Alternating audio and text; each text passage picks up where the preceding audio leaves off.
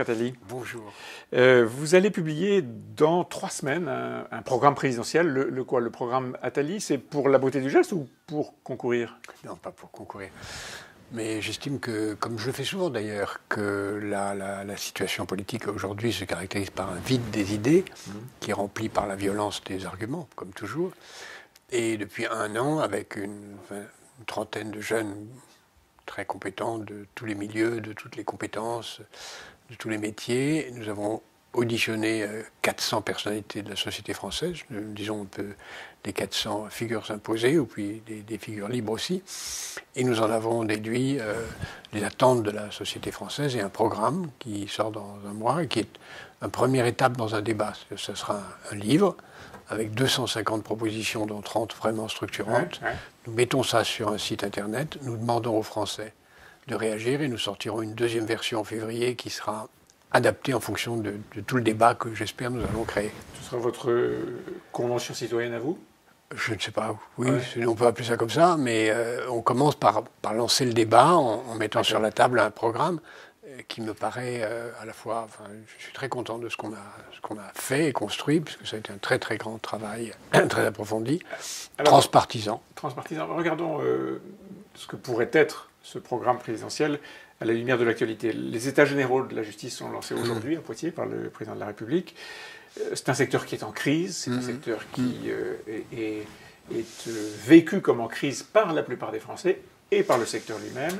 Le budget de la justice a été augmenté assez fortement sous l'impulsion d'Éric Dupond-Moretti, même si ce ministre de la Justice-là n'est pas très populaire parmi les siens.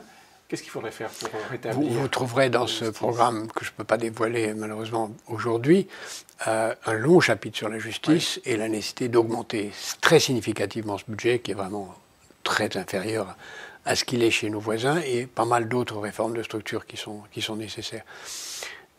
Une des mesures structurantes de notre rapport, un des thèmes structurants de notre rapport, de notre programme, projet, parce qu'il n'y a pas de programme sans projet, c'est qu'il faut véritablement s'attaquer au problème de l'enfance de façon globale. Et il y a une dimension de justice dans l'enfance qui est tout ce qui concerne les enfants placés, les enfants en situation de handicap, les enfants en situation de menaces, de violence, etc., qui, elles aussi, sont en très grand manque. Et donc, si on traite le problème à partir des enfants, le résultat, il est sensible dans combien de temps? C'est tout, des années, mais, oui, mais c'est pour ça qu'on ne le fait jamais. C'est pas parce qu'on s'occupe jamais des enfants que les enfants... Le sujet est plus urgent, non? Le sujet est plus urgent. Donc, pour ce qui est de la justice, une des premières choses à faire, c'est d'augmenter significativement, je dis, le budget. Mais encore une fois, quand on traite que l'urgent, on ne traite jamais l'important.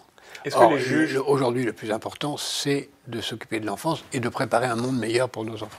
Est-ce que les juges eux-mêmes ne sont pas un problème? Je veux dire, pas individuellement, mais dans cette façon de se vivre une corporation, y compris en allant sur le terrain de la politique?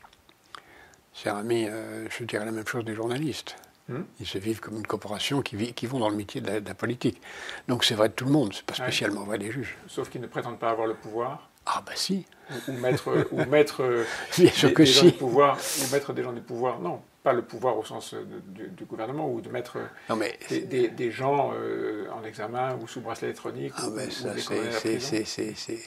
c'est le respect du pouvoir, des trois pouvoirs qui sont séparés, qui doivent le rester. Moi, j'ai pas de... Et aucun n'empiète sur l'autre aujourd'hui? Pour l'instant, j'estime que ça fonctionne bien.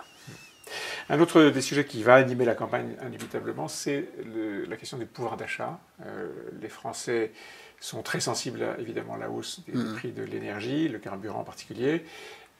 Emmanuel Macron et son gouvernement disent on a augmenté le pouvoir d'achat depuis 4 ans et demi, depuis que nous sommes au pouvoir. Il y a donc un problème de confrontation entre la réalité des chiffres et le ressenti, comme on dit. Comment est-ce qu'on traite ce sujet ? On le traite avec une vision longue des choses. Dans un livre précédent, j'avais évoqué l'importance d'un thème qui, pour moi, est central, qui est celui de ce que j'appelle l'économie de la vie. C'est-à-dire qu'il faut donner une priorité à certains secteurs qui sont aujourd'hui trop négligés, et que la crise de la pandémie nous a rappelé l'essentiel, c'est-à-dire la santé, l'éducation, le digital, les énergies propres, etc., qui font seulement 40% du PIB, mais qui vont augmenter. C'est dans ces secteurs-là qu'il faut augmenter très significativement les salaires pour augmenter à la fois l'attraction de ces métiers, la compétence de ceux qui s'y trouvent, mais parler de pouvoir d'achat de façon globale, ça n'a pas beaucoup de sens. Mais comment est-ce qu'on démine ce sujet? Parce qu'en effet, le pouvoir d'achat de façon globale, il est dans le débat. Comment est-ce qu'on démine ça? Il ne s'agit pas de déminer, il s'agit d'avoir une vision longue des choses. La vision longue des choses, c'est qu'il y a des secteurs dans lesquels les salaires sont scandaleusement trop bas. J'entends essentiellement le secteur de la santé et de l'éducation, mais ce n'est pas les seuls. Et c'est à cela qu'il faut s'attaquer pour créer les conditions d'un meilleur équilibre de la nation.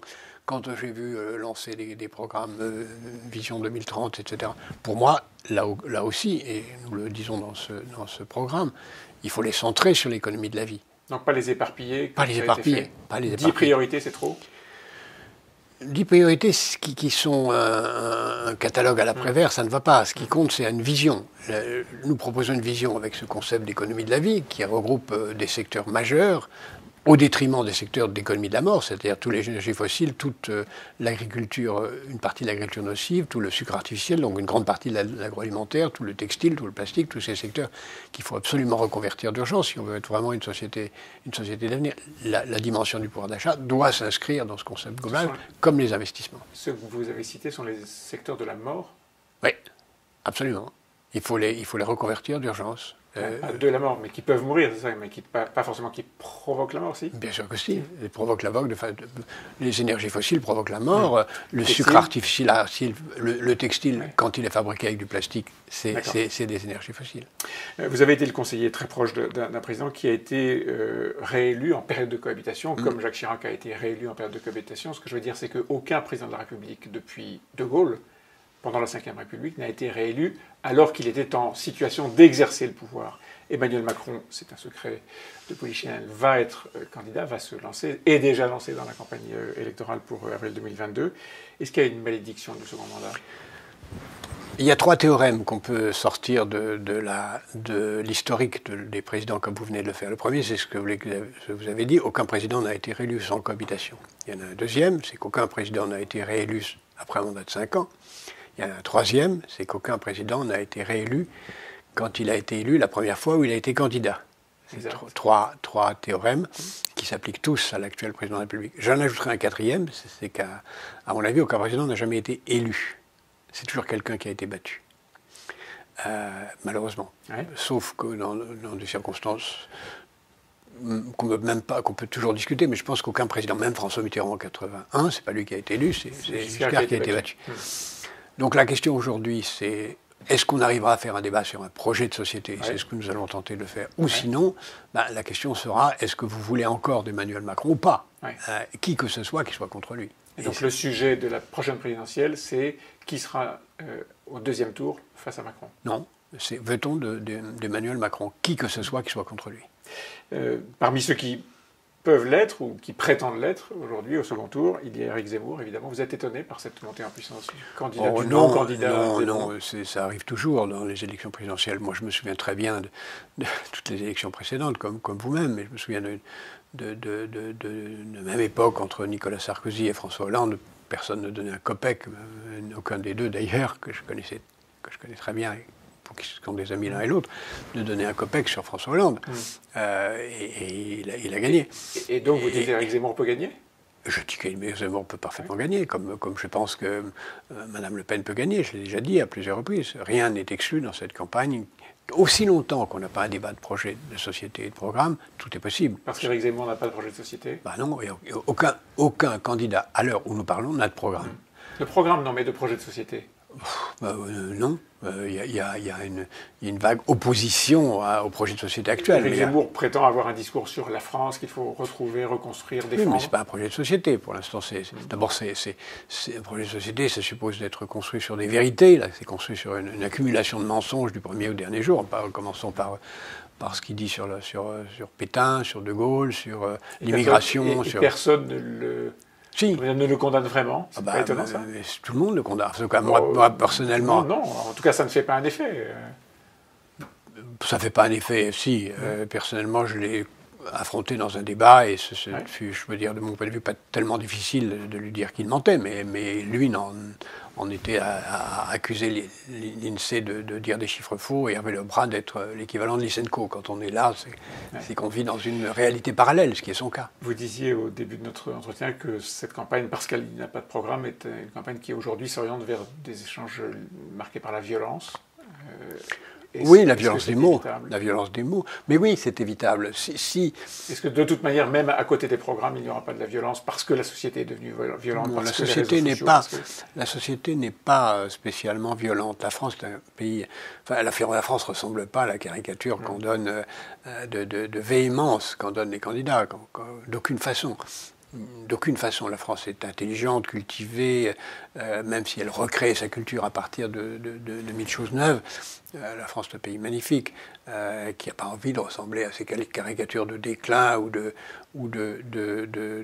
cataclysme que les uns et les autres, à gauche comme à droite, donnent. La France a envie de se penser. Elle a des grandes difficultés. Elle a une grande difficulté industrielle, elle a des grandes difficultés sociales, elle a une éducation nationale qui ne va pas bien du tout, elle a un système de santé très menacé.